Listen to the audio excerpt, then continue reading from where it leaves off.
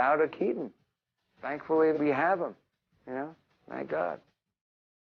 He's a force of nature, Buster Keaton. A filmmaker of such profound talent, his influence is still seen in Hollywood today. As quickly as Buster Keaton skyrocketed to stardom, he lost it all. Divorced, bankrupt, and alcoholic. Only to shock the world by coming back bigger and better than ever.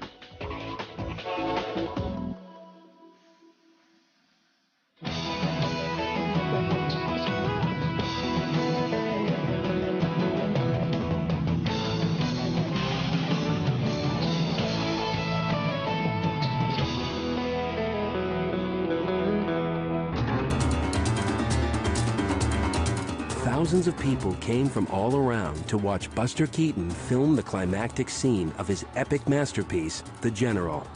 Months of meticulous work had gone into planning the scene, which was to be shot at Culp Creek, Oregon. When Keaton gave the signal for shooting to begin, he unleashed the most incredible and the most expensive shot in silent film history.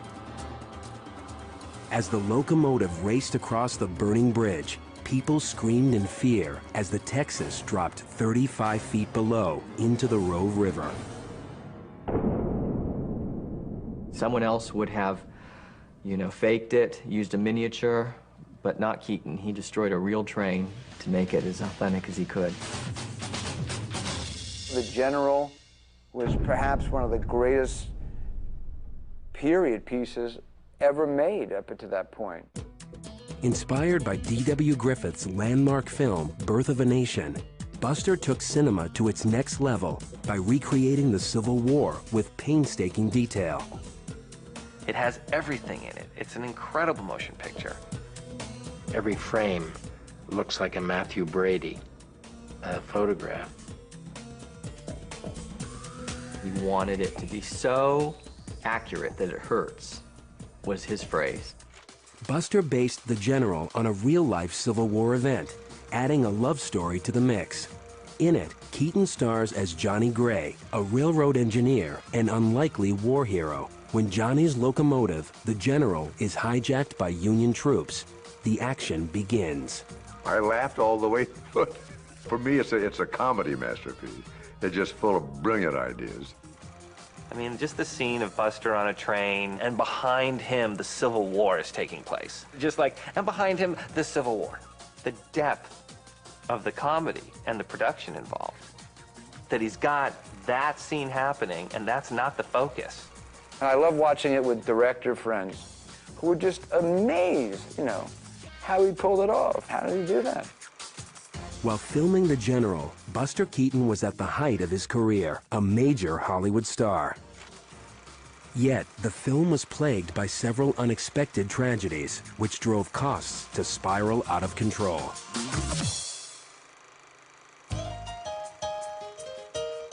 By far, the biggest disaster was a massive brush fire sparked by one of the engines. Even after the blaze had been battled, the smoke that hung in the air made filming impossible. So they had to go back to Los Angeles and wait for a rain, which could take up to 4 or 6 weeks before they could return to Oregon to finish the film. At the time, Buster and his wife Natalie had recently completed construction on their new home in Beverly Hills, California. A 10,000 square foot mansion, it easily overshadowed any one of Keaton's film sets. Although Buster's taste was more modest, Natalie had insisted upon a showplace that would rival other movie star mansions. The Keatons entertained lavishly at their new estate, yet Buster felt more at home on a movie set. When he made pictures, he ate, slept, and dreamed them. He wasn't much of a family man. I mean, he lived for his work. That's what he knew. That's what he did best. The only aspect of the industry he ignored was the business side. He produced, he directed, he wrote, and he acted in them. And other people get credit, part credit, but Buster was a true auteur. He was in total command. In his own world, however, Buster was losing control. Unwittingly, he had set the stage for an even bigger train wreck in his personal life than he had for the silver screen. Over the next few years, Buster would lose his film studio and creative control over his career. He would also lose the Italian villa in one of the ugliest divorces Hollywood has ever seen. His two sons legally stripped of their last name, Keaton. He would be reduced from one of the highest paid stars to a $100 a week gag writer. Bankrupt and depressed, he would nearly kill himself by drinking a bottle of whiskey a day. After a scandalous second marriage and divorce, he would hit rock bottom at the age of 40. Unable to stop drinking, he would be strapped in a straitjacket and locked inside a psychiatric ward. For a man with so much talent and so much to live for, it was impossible for those around him to understand why he had appeared to have given up on life. With his deadpan on-screen alter ego, Buster had won the hearts of millions of fans. They related to the character they nicknamed the Great Stoneface. He was the Great Stoneface. You know, nothing would get him riled. Nothing. Whatever was happening around them, it just cut back to Buster's face, which would look impassive, but the audience read the reaction into expressions. He kind of just, all right, very accepting of everything to the point of almost being oblivious to what's around him, even though everything around him is falling all over him. When The General tanked at the box office, it put into play a series of cataclysmic events that not even Buster would be able to ignore. On the set of Steamboat Bill Jr. the following year, Buster finally faced the fact that his personal and professional worlds were crashing down around him. It would take him years to triumph over his demons, but he would surprise the world with an incredible second act.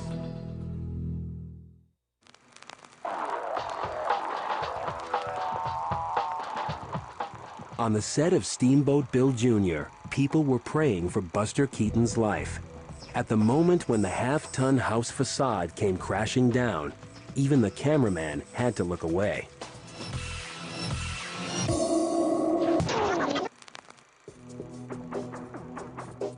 He took chances that nobody else ever took. They made their markings on the floor, but if he was over just a touch, that building would have flattened him. It would have been the end of Buster Keaton. Behind Buster's trademark frozen face is a depth of misery never seen before. Right before the scene was shot, he was told the Buster Keaton studio was going to close. Keaton later said that, you know, knowing this information and the state of his marriage to Natalie Talmadge being as in bad shape as it was at that time, that he really didn't care much about anything. And he willingly put himself through this dangerous routine, really not caring if he lived or died.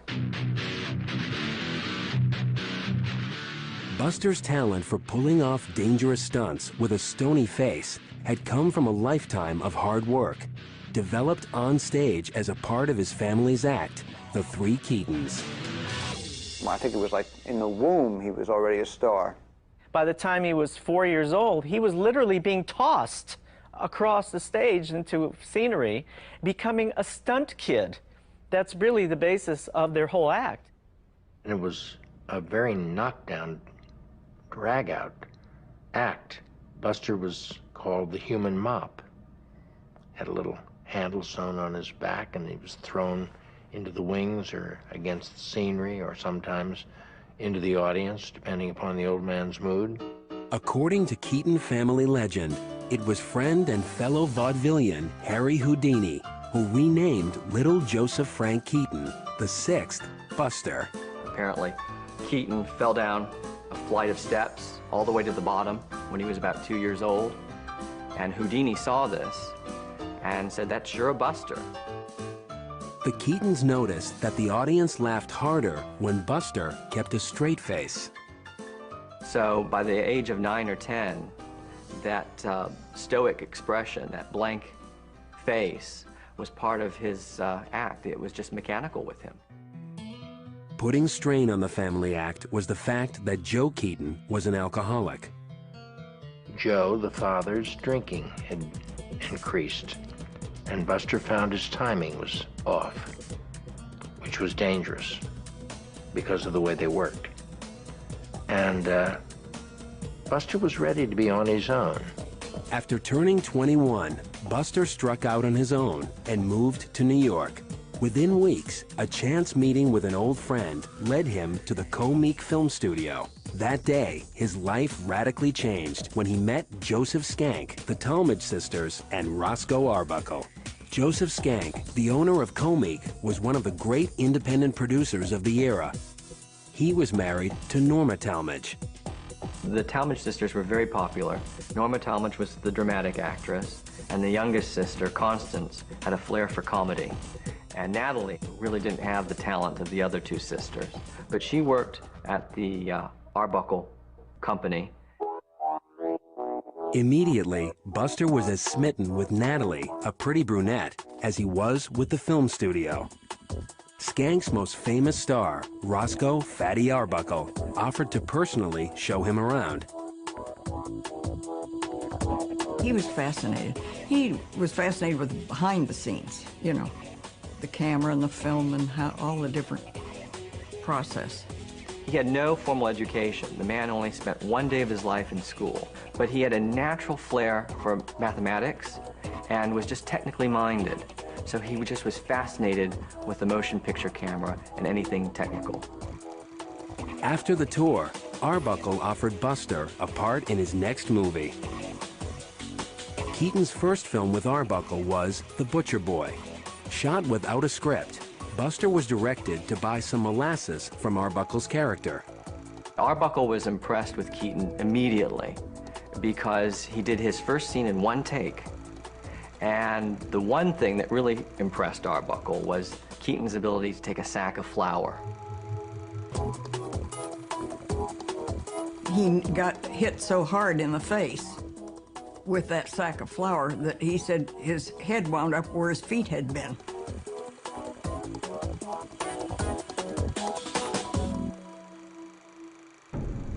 When they wrapped, Buster asked if he could borrow the camera. He took the camera home for the weekend, took it apart, put it together, learned the shutter, how many shutter clicks in a second. He figured all that out. He just had a brilliant mind. Keaton and Arbuckle formed an immediate friendship and creative partnership.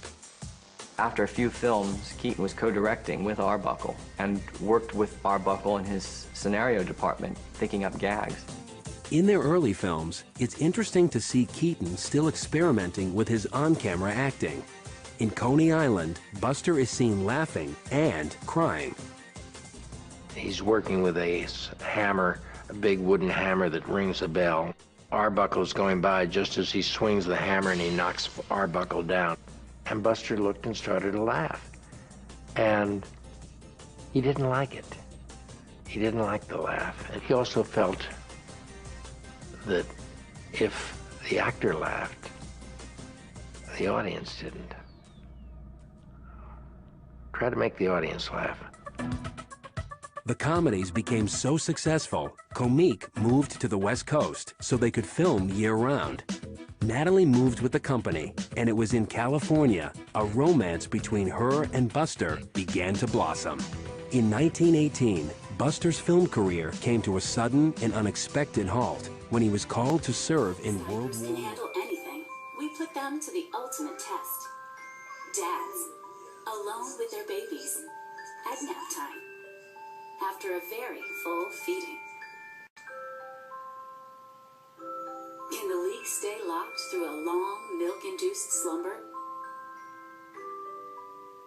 No leaks here. Grab a dad and see for yourself. How compared to Pampers Baby Dry, Huggies all-new Snug & Dry stops. After his return, a series of shocking events would take place. Arbuckle would fall from grace in the biggest scandal in Hollywood history, and Buster Keaton would skyrocket to stardom. During his 7 months in France as a soldier in World War I, Buster Keaton and Natalie Talmadge kept in touch by letter. When the war ended, he returned to California and reunited with best friend and creative collaborator Roscoe "Fatty" Arbuckle. Together, they made 3 more comedy shorts at Comique Studio. Their last film, The Garage, was Buster's favorite. Besides the usual slapstick, highly advanced mechanical props and a subtler, more sophisticated style of humor can be seen. Buster's acting ability was also gaining notice. When Douglas Fairbanks passed on the role of Bertie Van Alstyne in the film The Saphead, he recommended they cast Keaton instead. With his low-key, charming performance, Buster surprised audiences with his acting range. By now, Arbuckle was so hot that Paramount Pictures bought his contract, promising him an unheard-of $3 million. With Arbuckle's departure, Schenck created the Buster Keaton Studio. Although the studio no longer stands, its location is an historic site. It can be found in the heart of Hollywood at the intersection of Eleanor Avenue and Lillian Way. With the Buster Keaton Studio, Schenck gave Buster full creative control over the production of 19 comedy shorts. He had no money worries. Joe Schenck just paid the bills as producer and let Keaton do what he wanted, as long as he made money. In those days, they always had to shoot every scene at least twice. One take was used to make a negative for domestic distribution prints. The second was shot to send overseas. Buster Keaton films were becoming wildly popular with Europeans.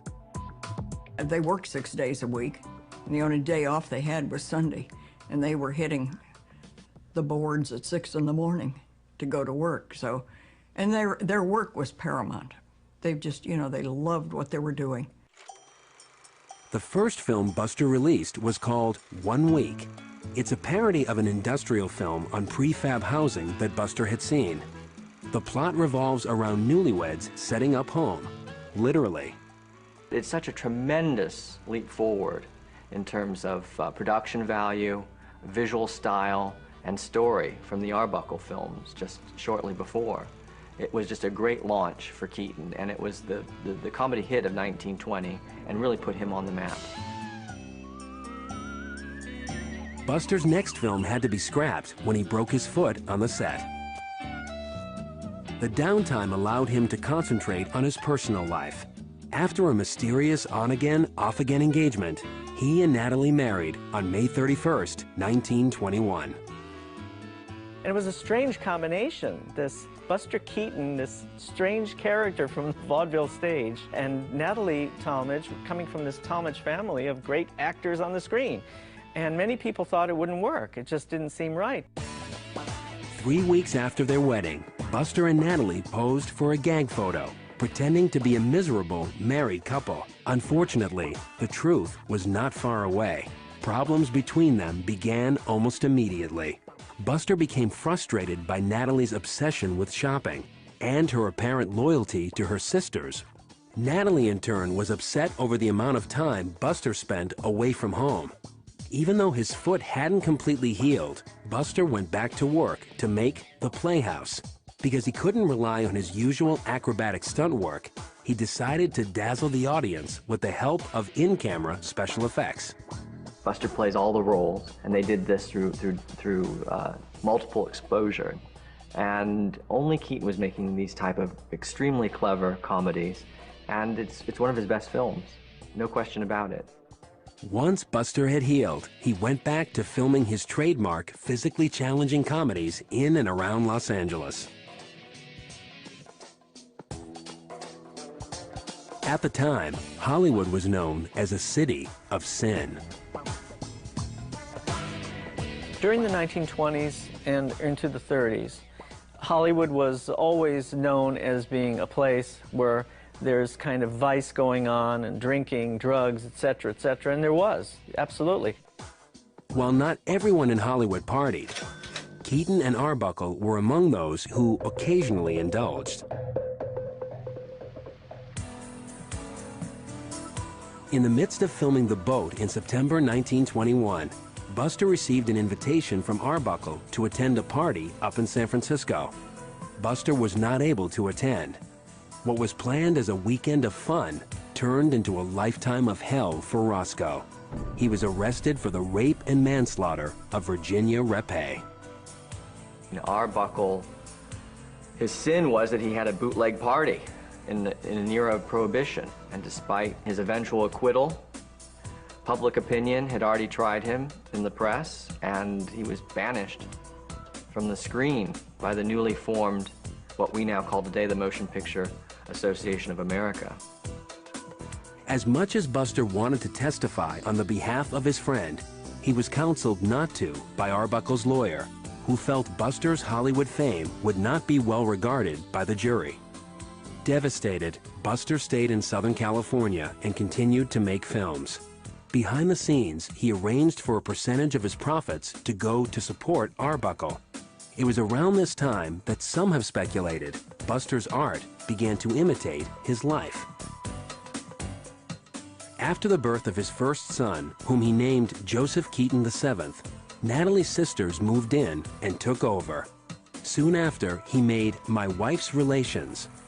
Some see the heartless brothers depicted in the film as an inside joke about his sisters-in-law. Upsetting Buster even more was Natalie's later rejection of the baby's name Joseph. She christened him James. Buster had always been close to his father, Joe. Despite a childhood some considered to be abusive, Buster had always maintained that he had enjoyed growing up on the road in his family's act. Buster even hired his father to perform in many of his films, including Daydreams and The Electric House.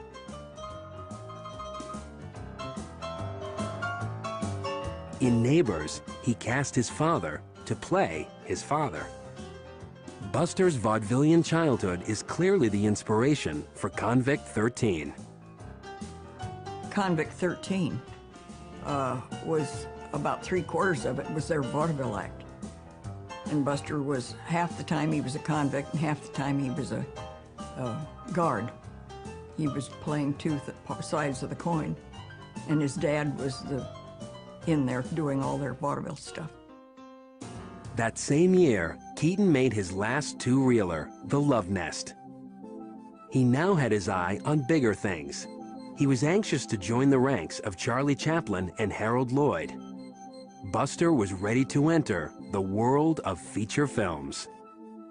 Did you explain to Angie the story isn't true? There's no use explaining. She insists on believing that I'm bad. And I'm not, honest, I'm not.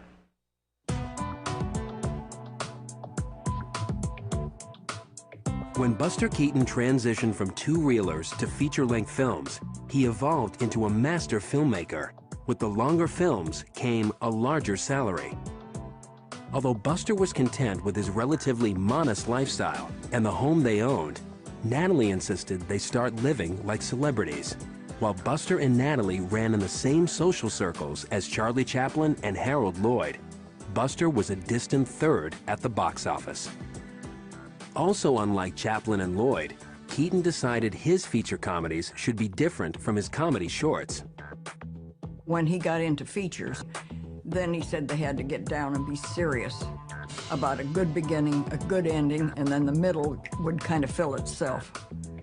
But they had to have a good plot or they wouldn't do it, because you couldn't do just hokey jokes for a feature. Buster's first feature was 3 Ages, shot in 1923.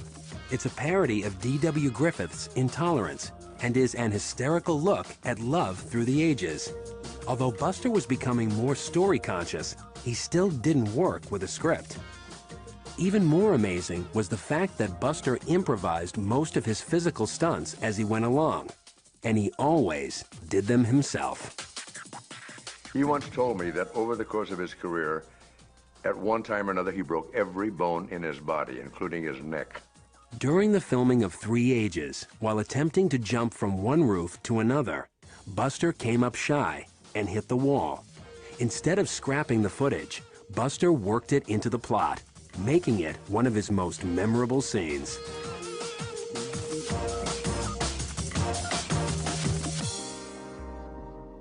While at first opposed to joining Buster on location in Northern California for the filming of his second feature, Our Hospitality, Natalie changed her mind when Buster offered her a starring role.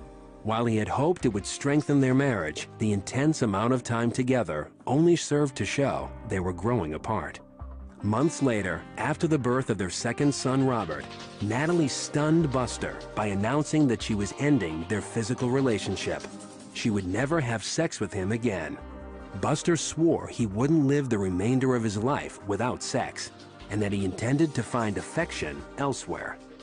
Although Keaton's marriage was failing, his studio was soaring. That year, they had an all-time box office best with The Navigator. The Navigator had been inspired by a prop. They found this steamship and they leased it for $25,000.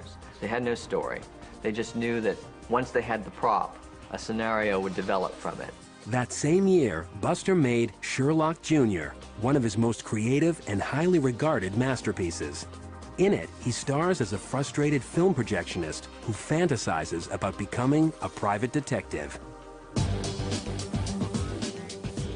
The following year, Buster had another hit with 7 Chances, a film that's still popular today.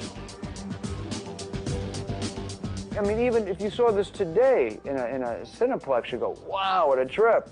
But he was doing this and making this stuff happen without, you know, someone sitting in the computer, which is all cool too now. I don't know how he did it. Knockout punch. Unstoppable.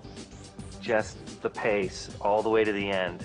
Drives the audience crazy. They go nuts and they walk out like they were crying from laughter. It's such a knockout.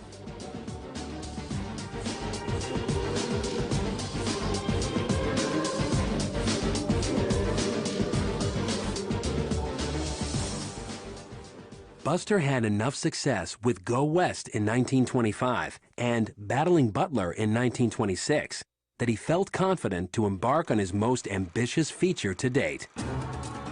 It would be the first and only time in silent cinema that a filmmaker attempted to combine the genres of comedy and historical epic. At $750,000, it was his most expensive film ever, and it was a flop. It is not the typical Keaton comedy. The gags are very subtle, and I don't think people were expecting that. They were expecting your usual type of Keaton comedy. People die in the general, and you know, at the time, people thought that was in bad taste. Today we find it hilarious, but at that time, some of Keaton's choices were called into question. It's like Citizen Kane didn't do well in the box office. You know, people weren't ready for it. The film was a turning point for Buster Keaton and executive producer Joseph Schenck. Without much of a mind for business, Buster blinded himself to the harsh financial reality that the failure of the General would have on his studio. More and more, Hollywood was becoming a corporate town with little room for mavericks like Keaton. At home, he refused to confront Natalie about her shopping. Anxious to keep up with her 2 movie star sisters, she spent $900 a week on clothing alone. More ominous was the looming revolution in synchronized sound technology. The jazz singer had just played in movie theaters across America, wowing audiences everywhere. Buster's next picture was Steamboat Bill Jr. For it, he created the character of Willie Canfield, the well-educated son of macho steamboat captain Bill. Against all odds, Willie can handle anything. We put them to the ultimate test. Dads, alone with their babies, at nap time, after a very full feeding. Can the league stay locked through a long, milk-induced slumber? No leaks here. Grab a dad and see for yourself how, compared to Pampers Baby Dry, Huggies all-new Snug & Dry stops of his leaks. disapproving father by saving the day in an unforgettable cyclone scene.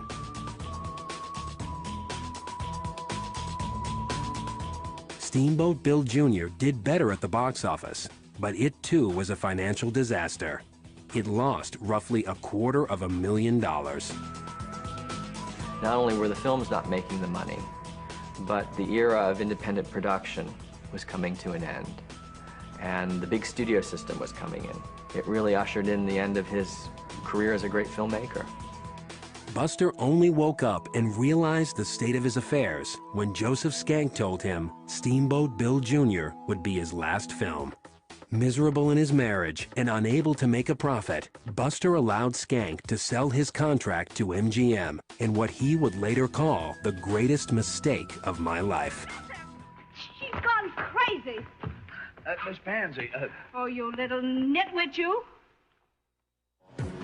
At the height of his creative powers, Buster Keaton was forced to give up his production company and sign a deal with MGM in 1928.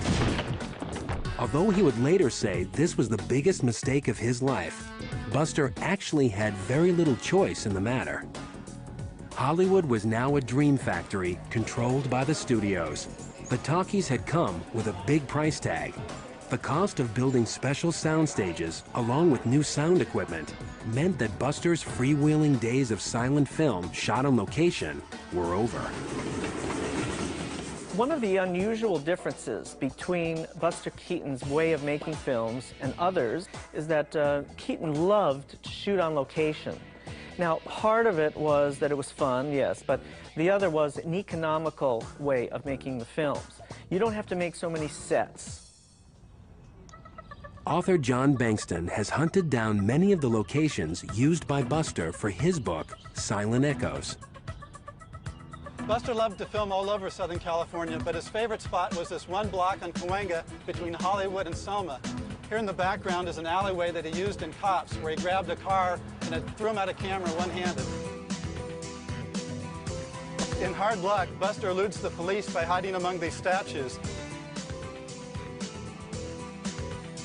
He captured a real time and place, and so he recorded history itself.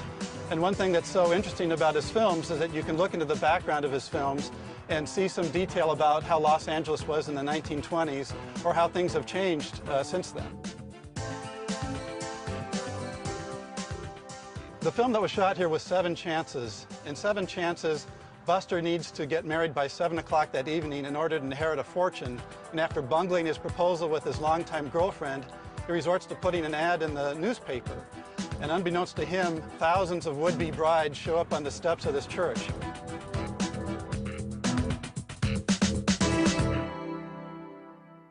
Keaton's first movie at MGM, The Cameraman, would be his last great film. He was used to having his own little studio, his own autonomy. But then when he was put into this big factory of filmmaking, he was lost there. He simply didn't know how to work with those restraints. People looking over his shoulder, wondering how much this cost, how much that cost. Buster didn't care. He just didn't care. He wanted to do a picture that he was proud of, that he liked. Even though MGM was the biggest studio in town, Buster was its first comedy talent. With Spite Marriage in 1929, it's apparent that MGM had little understanding of what had made Buster so funny to so many. The character is changing a little bit.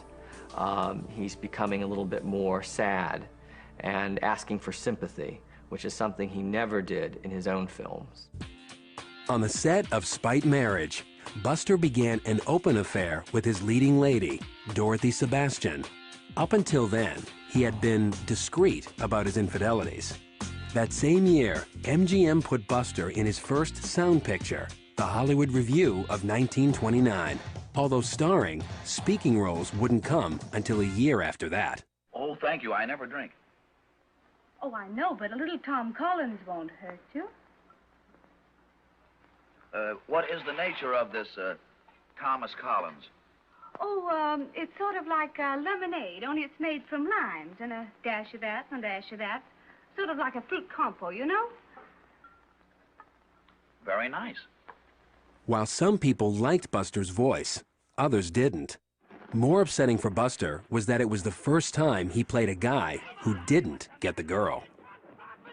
He found himself losing grip on his original status of being a silent comedian, a superstar in the world cinema. And he was relegated to becoming sort of like a character actor. And this caused him to drink. And he would eventually become absent from the studio for long periods. Buster rebelled by behaving like a bad boy. He held wild parties on the lot, angering the uptight Louis B. Mayer. He also began to have multiple and messy affairs. After taking bit player Kathleen Kitty Key home to have sex with her, he let her raid Natalie's closet. Later, it turned into a public relations nightmare when he dumped Kitty and she retaliated by beating him in public. He felt he was coming to an end, and of course that doesn't bode well for his family and Natalie and his kids. Buster wasn't a saint, not at all.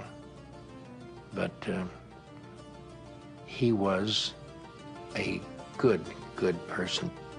I thought they performed beautifully. You slay me with your cracks. Come on back for a second. When MGM paired him up with the loudmouth funny man Jimmy Durante for 3 pictures, it put Buster over the emotional edge. The banal comedies did better box office than his own films had. Out of despair, he tried to numb the pain with a bottle of whiskey a day. He had a really tough go because his career was in the toilet because the studio took his power away, and he was an alcoholic to boot, so it was a rotten decade or so for him. He could have survived a failed marriage, but it was the fact that he had no control of his career, which was his life. He had been doing it all his life. This led him to the alcoholism, and this led to him going rock bottom. For the sardonically titled What? No Beer?, MGM hired a nurse, May Scrivens, to keep him sober. On his last day of shooting, Louis B. Mayer fired him. Not long after, Natalie filed for divorce. Seeking vengeance, she fought for and won nearly every penny Buster had, plus the Italian villa. Natalie also won custody of the boys and changed their last name from Keaton to Talmadge. Before his divorce was final, Buster disgraced himself further by marrying May Scrivens in what he claimed was an alcoholic blackout. 2 years later, he was divorced again. Now at the age of 40, he was alone, alcoholic, and a has-been. Consumed by despair, he was unable to stop drinking. To save his life, he was put in a straitjacket and confined to a hospital psychiatric ward. From there, Buster could only go up. Just how high he would soar would surprise not only the world, but himself.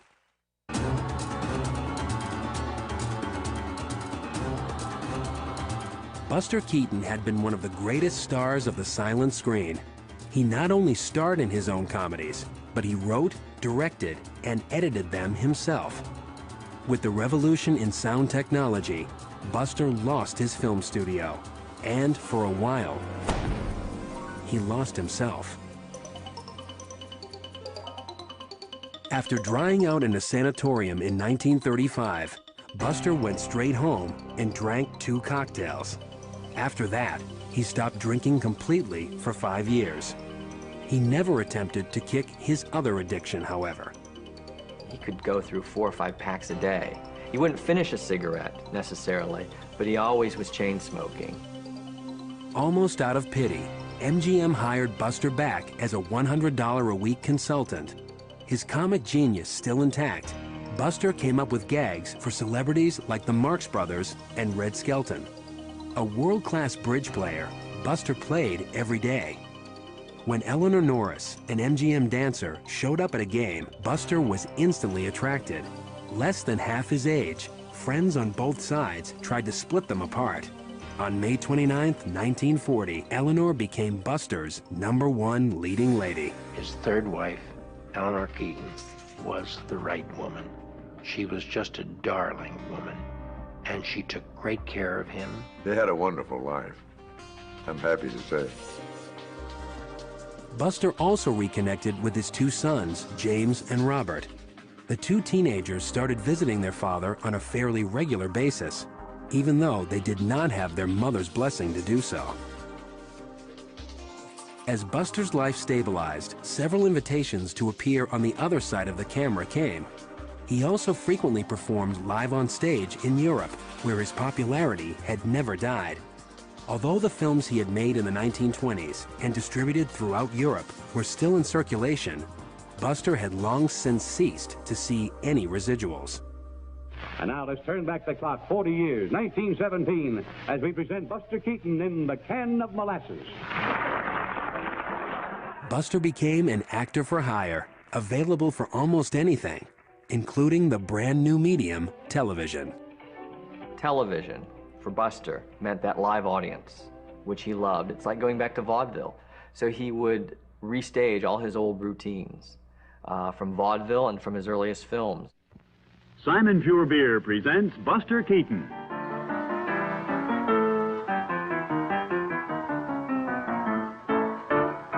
Here's an easier way. This easy-to-use zip-open top is all that stands between you and the delicious flavor of Simon Pure Beer. Invitations to appear in high-profile films, Sunset Boulevard and Limelight, quickly followed. I think he was surprised, incredibly surprised, almost disbelief about the resurgence in his career. Buster would soon be even more surprised by a shocking discovery. In 1955, the new owner of the villa, actor James Mason, found several Buster Keaton silent films thought to be long gone. The films eventually found their way into the hands of Buster's new business partner, Raymond Rohauer. By saving the prints from near disintegration and distributing them all over the world, Rohauer introduced Buster Keaton to a new, more appreciative audience. Buster's pictures have a depth today that people did not recognize in the 20s and the 30s because we were simpler. But now they do recognize it. The re-releases also inspired Hollywood's next generation. The people in the know, the smart people in the film industry, know Keaton's work and study Keaton's film. And I once did a sketch on television where I was a guy trying to mail a letter against the wind. And I stole all those moves from him. But those guys in those days didn't mind being stolen from. They were rather flattered. What Buster Keaton did with a gag was to make it as lean and mean and right on the money as possible. And I think that people in other generations, you know, even stand-ups, learned from that. By the late 1950s, Buster was finally able to afford a home. At long last, he built his dream house, a small ranch in Woodland Hills, California, 20 miles outside of Hollywood. Buster did not think about the past too much. He did not have regrets, recriminations, I should have done this, I should have done that, or damn them for doing that to me. Buster took full responsibility for his life, what happened to him, both good and bad.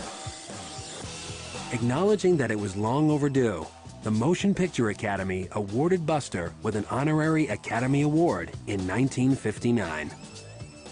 Although he said he might retire, Buster was busier than ever in the 60s.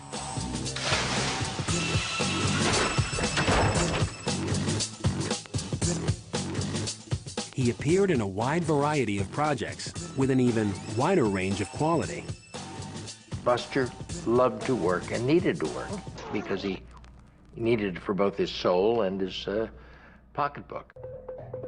For his performance in Samuel Beckett's experimental short film, titled simply Film, Buster was invited to the Venice Film Festival as a special guest.